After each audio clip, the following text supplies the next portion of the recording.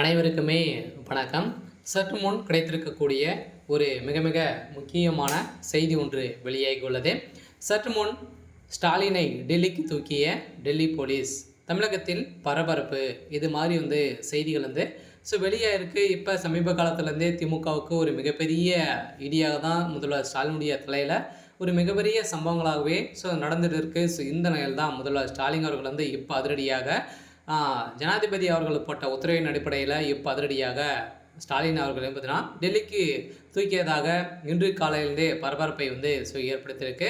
சொல்ல பார்த்தீங்கன்னா டாஸ்மாகுடைய நிறுவனத்தில் நடந்த ரெய்டின் அடிப்படையில் இப்போ தொடர்ந்து பார்த்தீங்கன்னா ஒரு 3 நாட்களாகவே டாஸ்மாகுடைய நிறுவனத்தில் அதிகாரியாக இருந்தவர்கள் அனைவருடைய வீட்டிலும் விசாகன் அவருடைய வீட்டில் தொடர்ந்து 2 நாட்களாகவே நடந்தது. இந்த ரெய்டின் அடிப்படையில் தான் எக்கச்சக்கமான ஆதாரங்கள் சிக்கியிருக்கக்கூடிய நிலையில் இப்போ அதிரடியாக நேற்று காலையிலேருந்தே முதல்வர் ஸ்டாலினுடைய வீட்டுக்கு பார்த்தீங்கன்னா ஒரு மிகப்பெரிய ஒரு செக் வைத்து மீண்டும் அவருடைய வீட்டில் ரெய்டு நடந்தது. இந்த ரெய்டின் அடிப்படையில் இப்போ முதல்வர் ஸ்டாலின் அவர்களுக்கு எதிராக ஒரு முக்கிய ஆதாரங்கள் சிக்கியிருக்கு. இந்த நிலையில் தான் செந்தில் பாலாஜியுடைய கதை முடிய போகுது. அதே மாதிரி முதல்வர் ஸ்டாலினுடைய கதையும் முடிய போகுது.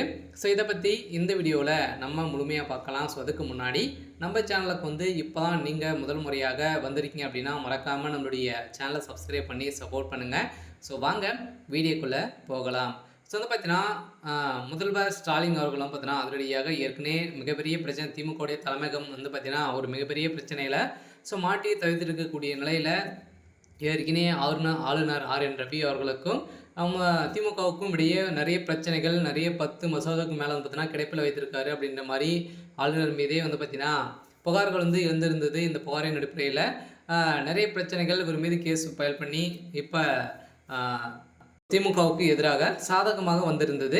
இருந்தாலுமே இப்போ ஜனாதிபதி அவர்கள் போட்ட உத்தரவின் அடிப்படையிலும் அதே மாதிரி 14 கேள்விகளுக்கு பார்த்தீங்கன்னா 8 மாநிலங்களுக்கு ஒரு கேள்விகள் 14 கேள்விகள் அனுப்பியிருக்காங்க. இந்த நிலையில் தான் திமுகவே பெரும் கதிகள் இங்கே போய் இருக்காங்க. அடுத்ததாக இன்று காலையிலிருந்தே தொடர்ந்து மீண்டும் ரைடுகள் அமலாக்கத்துறையால் ஆரம்பிச்சிருக்காங்க. திமுகவுடைய கதை ஒட்டுமொத்தமாக முடிய போகுது. எந்த நிலையில் தான் நேற்று டாஸ்மாகுடைய நிறுவனத்தில் அதிகாரியாக இருந்த விசாகன் வீட்டில் அதிரடியாக 2 நாட்களாகவே ரைடிங் நடந்தது. இந்த ரைடின் அடிப்படையில் தான் இப்போ உதயநிதியுடைய நண்பராக தான் இவர்கள் இருக்காங்க. இந்த நிலையில் தான் இப்போ திமுகவுடைய தலைமையகம் சுற்றி எங்கே பார்த்தாலும் திமுகவுடைய ஆட்களே தான் பார்த்தீங்கன்னா இருக்காங்க. அவங்களுக்கு சாதகமாகவே ஒரு பங்கு பார்த்தீங்கன்னா அவங்க எடுத்துக்கினாங்க அப்படின்னா நம்ம திமுகவுக்கு ஒரு பங்கு கொடுத்துடக்கூடிய நிலை உருவாயிருக்காங்க. அவங்க ஆட்களே அனைத்து ஊழல்களுமே அவங்களுடைய கஸ்டடிக்கு தான் போகுது. இந்த நிலையில் தான் திமுகவுடைய தலைமையகம் பார்த்தீங்கன்னா ஒட்டுமொத்தமாகவே குடும்ப அரசியலாகவே நடக்குது. இருந்தாலும் என்ன நடக்க போகுது அப்படின்றத வெயிட் பண்ணி பார்க்கலாம். இது மாதிரி செய்திகளை தெரிஞ்சுக்கணும் அப்படின்னா மறக்காமல் நம்மளுடைய சேனலை சப்ஸ்கிரைப் பண்ணி சப்போர்ட் பண்ணுங்கள்.